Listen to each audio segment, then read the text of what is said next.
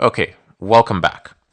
So, as I said in the previous tutorial, here I would like to write a function that accepts an integer and then tears it apart and then takes the last digit of that integer and returns it as a value.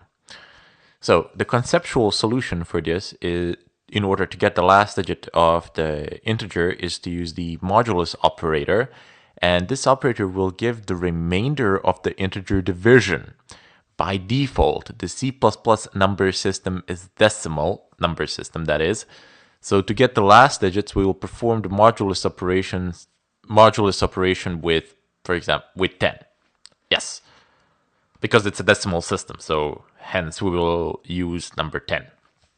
Anyway, let me just give you an example of this in the form of a pseudocode.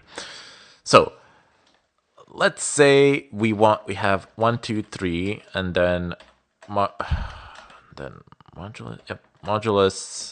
10. What will be the result of this? Well, 10 times what is 123? Well, 10 times 12 is 120, and the remainder is 3, equals 3. So 3 is the last digit of the integer 123, yes? And for example, if you have a number 4325, and if you take a modulus of this, I don't know, just some random number, and if I do a modulus 10, what shall this be equal to? Well, it's 4325. We are looking for number 5, yes? So 10 times what is 4,325? Well, 430, something like that. 430, that would be 4,300.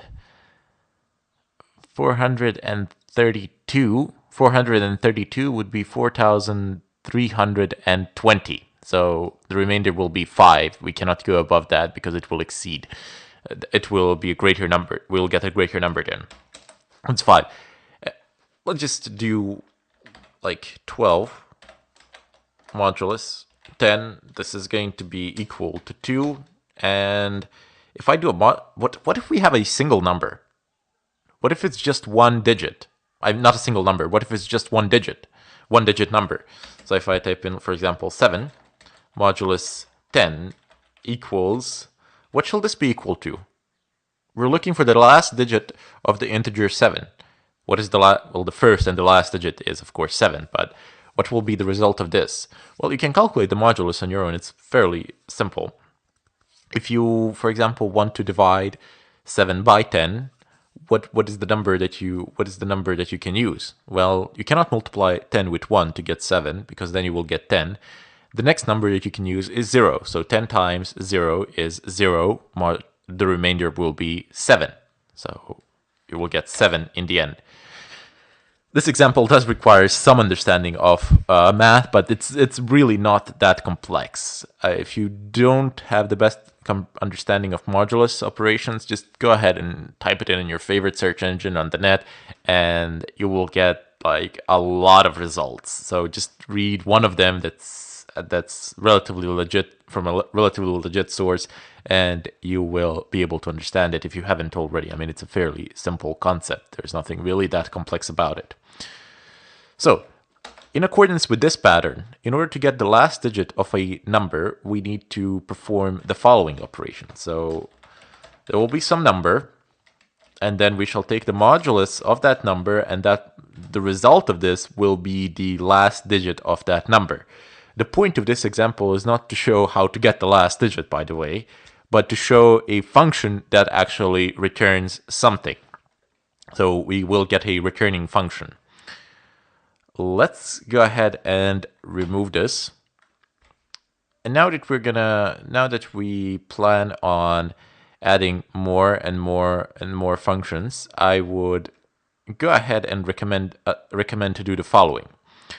So we're just going to go ahead and prototype our functions, and we're going to place them above the main as declarations, and down below we will have bodies. So let's just Control-C this and place it below the main like this.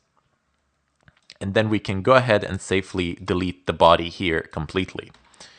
Okay, so this is completely legitimate thing to do. Create the body of a function here and declare a function here. So declare it here, so that it can be actually used in the main prior to actually creating the body of the function. Keep that in mind. You won't be able to do it. You won't be able to use the function unless you have a declaration up above, unless you have prototyped it up above like I have here, and then you can create the body for it down here. It's a fairly simple concept. Why are we doing this? Well, when you have like 100 functions, you want to have a list of prototypes here and bodies down below, because if you have 100 functions and the bodies are up here, you will find it very difficult to manage them. If you need to modify something, and if you need to go from one function to the next, and if you need to see which functions are used for what, etc., it'll be far more difficult to do it. Like this, when you have a list of prototypes and down below you have the functions, it is far more convenient, and the code is cleaner, nicer, easier to read, and especially it is much easier for you to code as well. So let's go ahead and start creating functions with return values. Let's go ahead and let's create this one, int get last digit. Okay, there will be some sort of a constant int. So in this function, we will declare n as a constant since it won't be changed. Remember the rule from the previous tutorials. Everything should be a constant unless we want to make some changes. So const int n. Unless you know for sure that you're going to change something, unless you know for sure that the value of something is going to change, like if it's going to change, okay, fine, leave it as int. If you know for sure that it's not going to change, and that you, or on the more important side of things, if you don't want the value to be changed, then use const, because along the line in the code somewhere, when you have a lot of lines, you might end up accidentally changing certain values which you do not want to be changed. So a good safe precaution is to use const in front of the int or float or whatever. So we have prototyped it there, and let's go ahead and be lazy. So Control C this, and let's go ahead and create the body here. Okay, so the body of the function will be as follows. You will have int result, and shall we use the long version? Sure, let's go ahead and use the longer version, and then let me show you a trick to shorten your path. So this n that is passed to the function shall be, from this n that is passed to the function, we shall take modulus, and we shall store the result in a variable called result. Down below, we will just go ahead and return the result. So return result.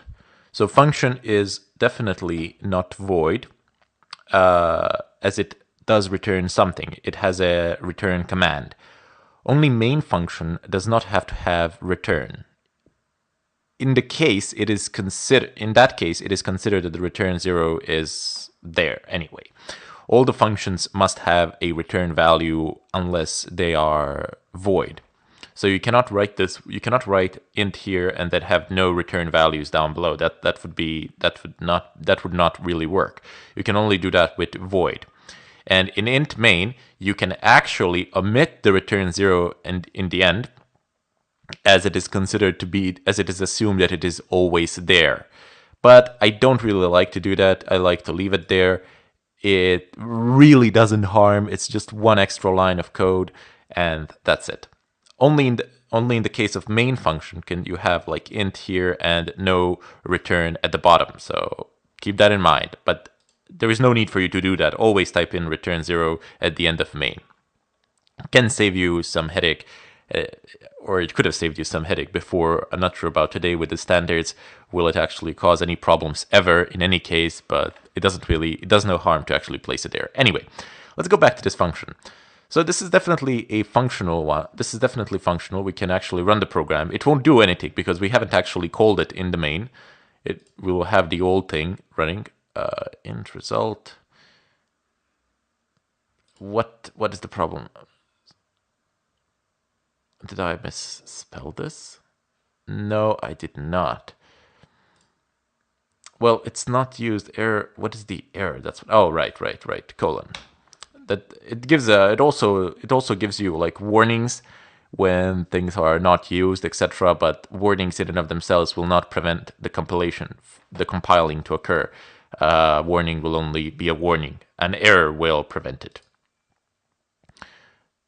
Okay, so as before, nothing. Just gonna type in 0 to terminate the program, and then I press Control-C to close it. No big deal. You see, even though the function has been prototyped, and even though we have created the body of the function, we have not called it in the main. Therefore, it won't actually do anything. So let me go ahead and show you a bit of a trick here, which can save you some time. We're going to leave this as it is, but you can also type, and we're going to delete it, but you can also type in return and modulus 10. So isn't this simpler than writing this entire thing? And plus, you have an extra variable that you have declared here. So you're taking extra memory space.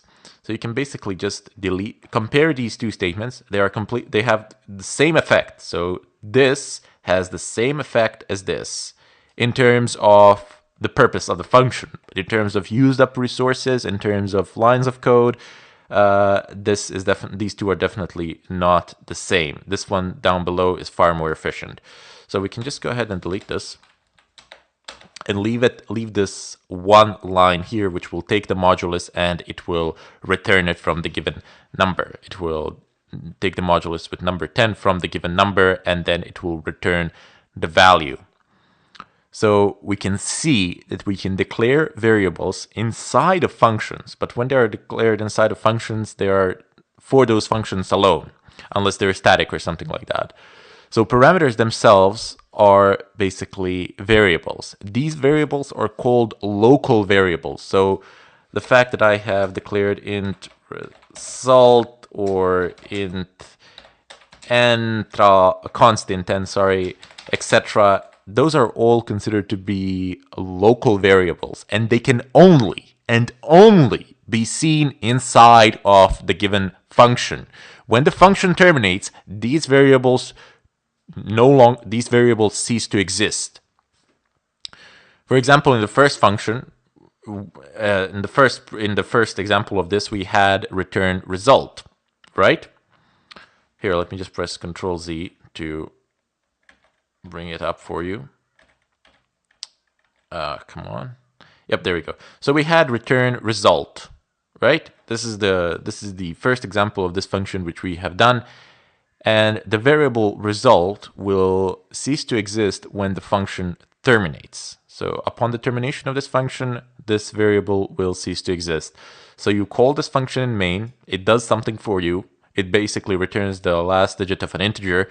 It terminates. That's it. The function will terminate upon the execution of the return statement down below. Okay. Let's go ahead and actually use this function. So just go ahead and delete this. Let's go ahead and use it. So this while statement, we're not gonna need it for the time being. So let's just go ahead and remove it. And we're gonna go ahead and just say int n, something that the user will input. Could have actually taken it from the last one, but cout, I don't know. Enter number, just lazy, don't feel like writing it. std_cin n, and down below we shall have an integer value, so int last digit equals get last digit, and we shall pass n to it. Okay, so the fact that I have, again, the fact that this is n and the fact that this is n, they have nothing to do with one another. This could have been written like this, and then I would just, I always have these innovative names for the variables. This could have been num and this here could have been num, and this here num. So no big deal, doesn't make a difference. But I always I don't know, if I don't have to change the name, I don't change the name because it really doesn't matter. As I said, this is localized to the function. That's it. It's not like anything outside of that function. Just imagine that it does not see that variable at all. Okay, so get last digit, and we shall pass n to it. So this is a function. You see, this is a function call that we have here. This is a passing of an argument to the function, and we will get a return value from this function, and this return value we will store into the integer variable called last digit. Okay, so let's go ahead and do this. std :